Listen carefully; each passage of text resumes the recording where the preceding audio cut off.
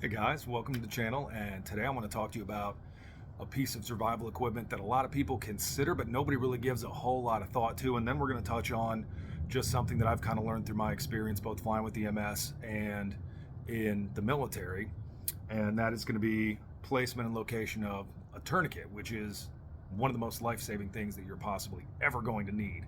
So when it comes to knives, everybody, when it comes to their bug out bag, they're like, cool, yeah, I have a knife.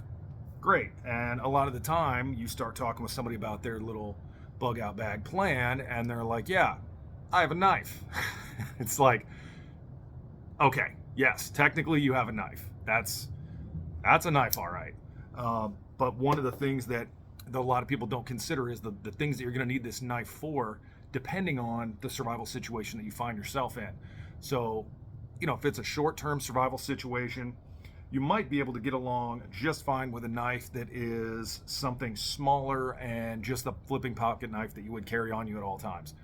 Now, if you're going to be in a situation where you may need to survive a little bit longer, that changes the math of the entire situation. So, you can take a knife that you might use as a fighting knife or a personal protection everyday carry knife, like the Benchmade Infidel, and it's a great knife if you need to defend yourself. But if you're going to be doing any sort of living in the woods, this thing isn't going to get it done.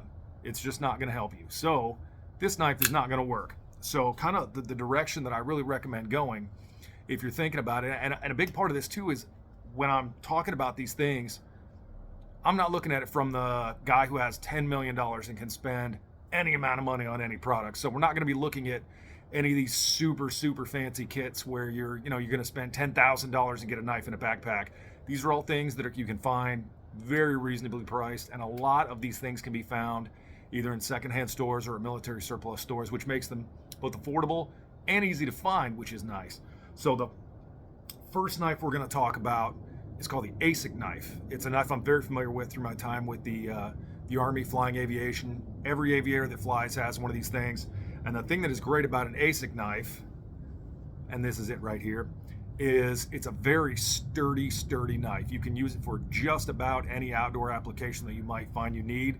It's got a striker plate on the back so that if you need to use it kind of as an ad hoc hammer, you can kind of do that with it. It's got a really nice serrated edge right here on this side. I'll kind of move in a little bit so you can see it. And the other thing that's great about it is the Asic knife, if you get the Gerber Asic knife, comes with a self-sharpener in the sheath, which is super cool because you're not going to find yourself in these situations out there in the woods where you're trying to cut something and you have a super dull knife. Other benefit to the Asic is it is one of those knives that if you needed it for something other than cutting some rope or cutting something small, also doubles as a really nice fighting knife. So, it's got some really good use to it, and it's got a really good handle with really good grip. So the Asic knife is always a really good direction to go. And like I said, you can find these things at, surplus stores all over. So it's a super easy knife to find, and they're not in crazy high demand. So the military's got a million of them, and you can find them all over the place. So Asic knife is a super cool choice.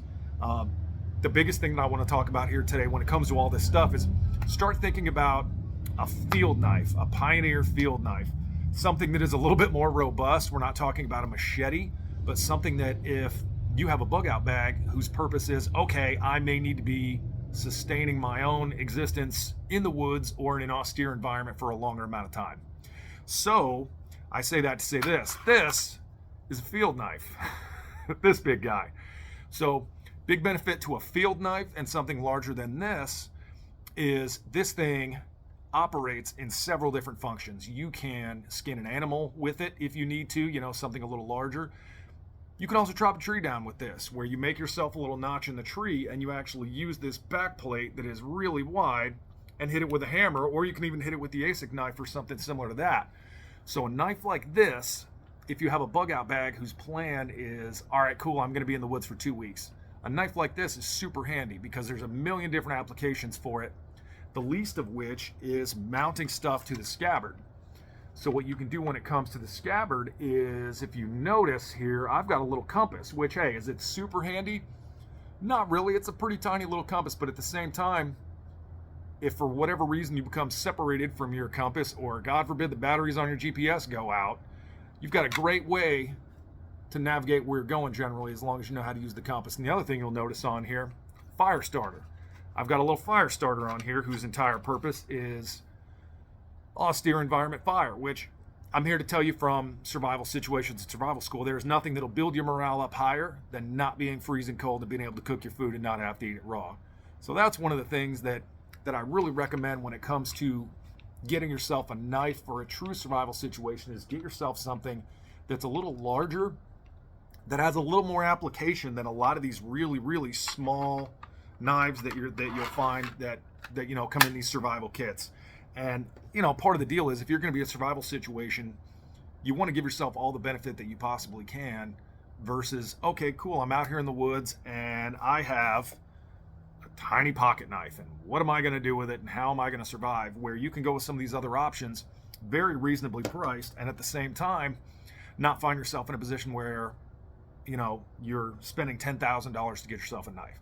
So another direction that I recommend going with too when it comes to these things is, Gerber makes a lot of really nice multi-tools, and very recently they came out with one called the Pry, and the Pry is really cool. So it has a pair of scissors, so it's got these little scissors right here.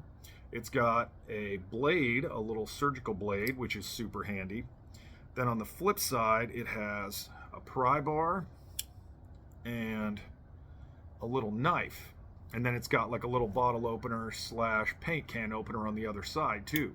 So you look at something like this that's got a multitude of functions to it, or really any multi-tool at all, and it's a great thing to just stash in your bug out bag, because you never know, with the possibilities of survival situations, you can't be prepared for everything. So to be prepared for the largest amount of outcomes possible that you could see is a great way to go. So any of these knives makes a really, really great option for a survival situation. And one of the things that I recommend too, and something that I kind of learned in the Army, both as a pilot and in survival school, is if you don't have it with you or on you, and it's a highly stressful environment where you're trying to get your family out of danger or trying to get away from whatever this problem is, you're not going to bring it with you. You will leave it wherever it is, and it's not going to make the trip with you. So kind of what I recommend too is take whatever so this is my little 3-day bug out bag, and I've taken a bunch of stuff off just for ease of showing you these things. Mount that thing right to it. I mean, if the bag's going to be in your car, that knife doesn't do you any good in your gun safe, if the bug out bag is your plan.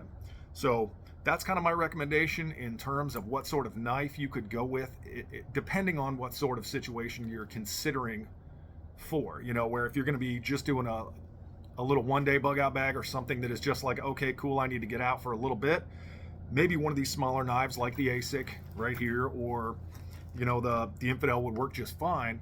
But if you're looking at something where you're planning on being on your own for a little while, definitely consider something a little larger like a Pioneer knife, and those things can be found all over the place. So it's a great way to cover a lot of bases in a short period of time, because that knife has a compass, so we're looking at navigation, covered. It's got a fire starter, fire's good, and then you've got the large knife that has all these different possibilities for what you can use it for. So you really cover a whole lot of bases in a fairly cost-effective way. So that's kind of what I wanted to talk about when it comes to knives today. Other thing I want to touch on, and this is something that I have seen time and time again when it comes to a tourniquet.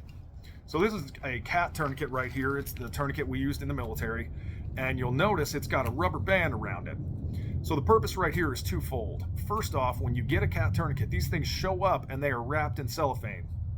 A lot of people leave them this way, and they're in their kit bag or their trauma bag, wherever they may find it. Think about this.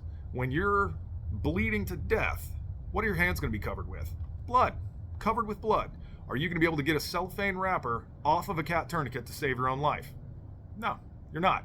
So first thing to do when you get a cat tourniquet and decide you want to put it in your trauma bag or mount it to any piece of gear that you have, take it out of that wrapper. That wrapper is no good, and it will cost you your life, so cut it loose. Second thing, these mollies on here, the way these are set up, what you can do is you can take a rubber band, wrap it through the molly, pull it out, slide your tourniquet in, let it go, and it'll slap back to the tourniquet. Big benefit to this, if you need this tourniquet, you probably don't want to be digging through a bag. You want to be able to get to that thing quick, and you definitely don't want to have some sort of structure on it where the molly is what's holding it on there. So this way, you just grab it, rip it right off. It's just a band, just a rubber band on there. No problem at all. You got that tourniquet. You can apply that thing, which we'll talk about in a later episode, and save your own life or save your friend's life or whoever it may be that is in need of that tourniquet. So that's really the big thing I want to talk about when it comes to this tourniquet. So just take a regular rubber band, run it through there, pull the rubber band out, slide the tourniquet in, let the rubber band go, bam, good to go. So that's kind of the big things that I want to talk about in our first episode, where we're really getting to the meat and potatoes of some of the ways that you can do these things differently that will really benefit you when it comes to handling all the possible options that you could see that you may need a knife for. So that's really the biggest thing for today, and I want to thank you guys for watching. And if you haven't liked and subscribed to the channel, I would really appreciate it. You guys have a great day.